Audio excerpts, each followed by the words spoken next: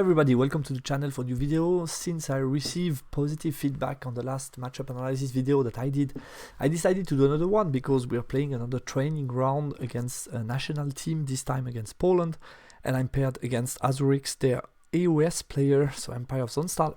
So let's have a look at the list, and then I made two simulation of deployment. The first one if I start, the second one if I play second, and give you some consideration about the matchups. So the list I'm playing for this game is very similar to what I played before, but this time basically I switch for 2 times small anointed, and I have the rocket battery shooty titan, then the Kadim family, so 6 incarnate double titan, and the rest cheap characters, the 2 blocking core, 2 chaff unit, and the bastion. My opponent is playing the following list: has a prelate with the locket on altar of battle, then an inquisitor who has paired hero's art, a basalt infusion which is really good against me, and the silver shot that are also quite good, an adept divination, then he has an apprentice pyromancy with the book, 2 marshal general BSB, then he has a parent support unit of Albert guy, 10 electoral cavalry, 18 light infantry, then he has 2 units of rangers, cannon, volley gun, steam tank, flagellant. And also worth mentioning that his prelate has access to an earring strike. So yeah, a list that does a lot from distance, a lot of range damage, several close combat units, a lot of characters as well. So going to be an interesting game because it's a typical type of game where the answer to the 2 basic questions that I always say, which is who is winning from distance, who is winning from close combat, are pretty easy to answer. I mean, is going to win from distance, and I'm going, most likely I have more argument in close combat, so I should be winning from close combat if I have enough forces that reach close combat, and I think here that's the key question mark of this battle. Worth mentioning, we play diagonal and all the ground, so this is also key. I place an estimation of equal, so basically I find it slightly negative, but since we play all the ground and I find that I have an advantage on all the ground, which I have good chances of winning, I felt that it moves it from a negative to a equal matchup. So let's see, a first consideration would be starting. So I think picking the side on this map is pretty easy. You can give an impassable to your opponent and get a heal closer to your deployment zone. Other than that, give a ruin also to the opponent. Other than that, nothing crazy here. You don't have a lot of piece of terrain that you can take advantage from, and if you cut that way, doesn't help a lot, I guess. So could be also doable, but then you get that. You either have a ruin or an impassable that is annoying for you. So I think both players should cut it that way. If he cut it that way and give me the house, that this way I would drop first turn. So I would place most likely the combat titan on the left, helped by the strength 7 anointed in case the inquisitor would come to be annoying for me.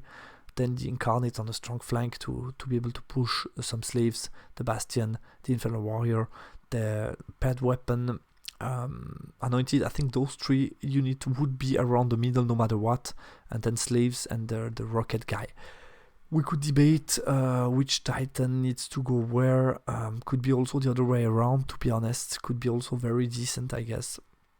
Both, I think I expect the pair of him in the counter deployment. I expect somehow to have the strong flank would be for me altar and flagellant, and the weak flank should be somehow cavalry, I'm not sure, but inquisitor. So the cavalry has to start somewhere hidden and then he can move out.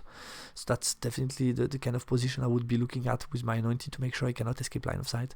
And then the tank, I also expect him somehow on the weak flank, and I expect him to put distance between the bastion, who is the prime source of range damage against the flagellant. I think he don't want the bastion too close to the flagellant, so if I drop my bastion left to the house, I expect the flagellant to go to the right of the house.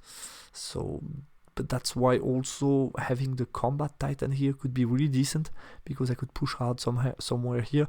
But then the other problem that I have is basically those units that can very effectively chaff the titan because they don't suffer a terror check, so they can stay in front, chaff me, and then get somehow a favorable charge. So it's not so easy for me to maneuver with the titan where he could have the 2 pieces of chaff scouting, so he can place them where he wants. Obviously, I think he would want to counter the heal, so if I deploy that way to get the Voligan somewhere where he can get a very good line of sight, but that would also automatically expose the Voligan, I expect him to calculate to just be outside of the range. It would be, I think, more deeper, but just to be outside of my range, most of my range damage. So I expect here be outside of 18 of the Gravecoal and Toxic Breath. I think those two, he could easily do that, but still be here and still be a threat for me. So I expect the Voligan somewhere around the middle, and obviously I need to use the heal to my advantage here to get some cover if I can, especially with those guys that would suffer too much. I think the Bastion can no problem take those shots because of the soft cover that I have. The Incarnate are also a bit of risk. So yeah, that's what I can say.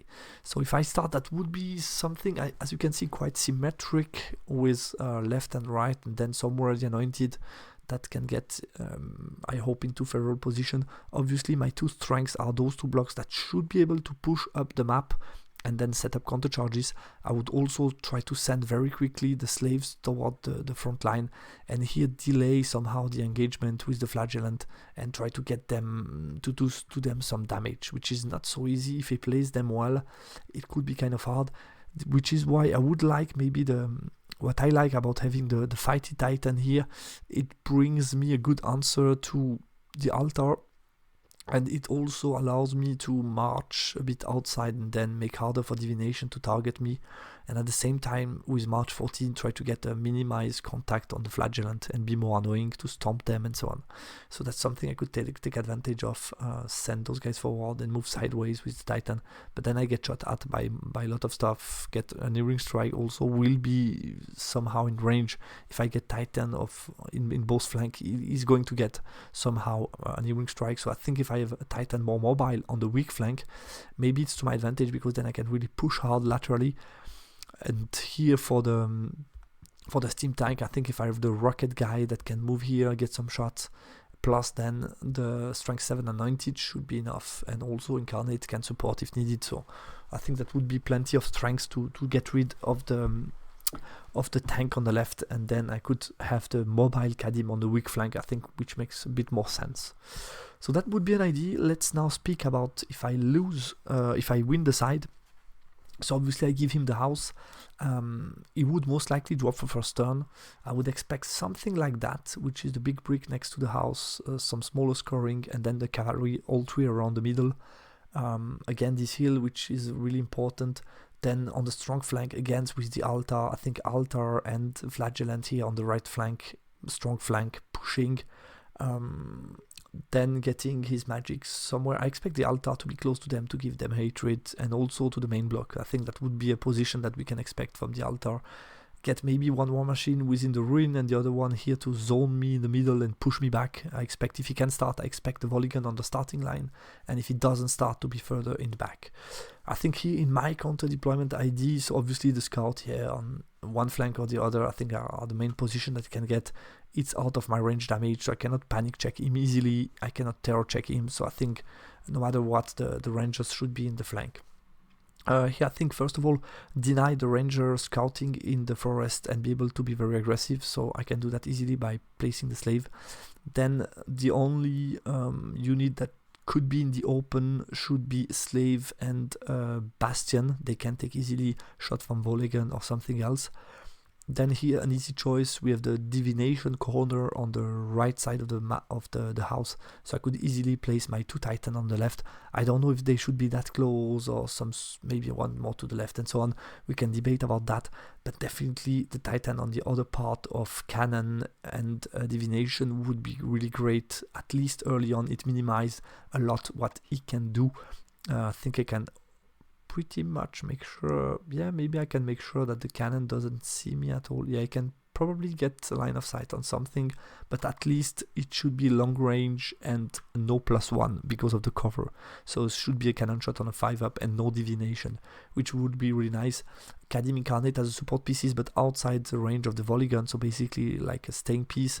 Here a lot of distance, between the flagellant and my battle line, then at some point I can chaff them, frenzy bait them, and do range damage on them, so getting a close distance between the bastion, still close to the middle, but on the right side, on the side of the flagellant basically, and get also the incarnate then in position to just reduce them with shooting and then engage them and kill them with incarnate. I think would be really great. Also here getting all my magic close to the divination, altar and war machine would be really nice to do damage on them. Try to get rid of the volley gun and stuff to allow me to push forward. I think could be really nice. So yeah, that would be something I would expect. Still keeping my magic triangle, so to say, the 3 scoring unit in the middle, close to the middle. So when you're playing on the ground, try to put your scoring in the middle is always a smart idea. So basically those guys are expecting to be pushed forward really hard, and then I can follow with the anointed and get a strong battle line. Also here those guys should be able to hold to most of his charges, so I should be fine. And those guys, again, the great weapon guy in a position to cover the position for the Kadim Titan in case the Inquisitor wants to block them with the Basalt Infusion and multi-wounds that he has. So I think that would be that could be a decent choice. Also here blocking the scout. What I like about this part of the here, what I need to pay more attention to is the scouts, because if he can scout and then start turn 1, he can do a lot of stuff. So here I'm covering with the slave this part of the map with scouting, and the anointed here are covering this part of the map with scouting. So I think that would be nice. And here I have the Infernal Warrior covering the front of this Kadim, and the anointed this Kadim in case the Inquisitor wants to move forward. And other than that, he has no other juicy target. Also for the volley gun, hard cover for those guys, no cover on the slave, I don't care at all, and on the bastion soft cover. So I think overall really nice that he doesn't get any juicy targets. So it's not so bad actually. Obviously starting seems better because it's a match where I want to get into close combat as soon as possible. But nevertheless, not starting also has some advantage because I could basically deny him stuff. So obviously he could mix things up, but I think if he wants to get additional divination, he will want to get the mages close, so he can also maybe jump to other bricks and so on and adjust, but it's not going to be so easy. And if I can at least avoid an Earring Strike on the Titan, it would be something very helpful for me. And then try to get into combat with the steam tank, with the Kadim Titan seems one of my key priority, and obviously delay the flagellant until I can reduce them a bit, because they are dangerous when there are 30 of them. So to conclude, yeah, Mobile Inquisitor, I think with the March rule, he can get to March 20 if I'm not mistaken, so he can get it to a nice spot, but once he leaves the unit, I can also range damage him. Playing first seems to be better because we play all the ground, and I could basically gain ground, push forward, start to do range damage, stuff like that. So seems better. Playing second would mean minimize his range damage, avoid War Machine and Divination with Kadim Titan as much as possible. It might not be as easy as I've shown you now, just try to make a basic anticipation, but I might come up with a much better plan. I'm not an EOS player, so it's very likely that I didn't do the best alternative that he might do, the best counter deployment that he might do, obviously. Get favorable matchup and the Bastion able to reduce flagellant. I think it's key in my ability to push forward. It's the way I neutralize Inquisitor and the way I deal with flagellant, and at least the way I reduce them to not suffer too many wounds in close combat against them. I think the Incarnate have a good matchup against the Flages because they hit on 3s and then I can get 3 up rerollable. So I think the way, especially in the counter deployment here, I think that would be really key. That would be what I will be willing to, which is reduce with range damage and then engage with Incarnate would be perfect. I have the ward save and so on. When I've killed at least 10, I think I can safely engage after that. So that would be something I would be looking at, is basically kill them in 2 rounds, suffer a bit of casualties, but not too much that I can still operate and do stuff and get a free pivot in 2 rounds. So for that I need to calculate, and I think in 2 rounds I could be killing 20. In 1 round, yeah, it's too much, obviously. Okay, and obviously anticipate scout, I mentioned that as well. So guys, that's all. We will see if my predictions are accurate, if my game plan is perfect or not. It might be that until the battle I come up with a new idea and I do something different. We will see what will be best. It will be definitely interesting to compare at the end of the battle report after the battle. So thanks a lot for watching this video. I hope it was interesting for you. Don't hesitate if you have any questions or comments, and talk to you soon on the channel.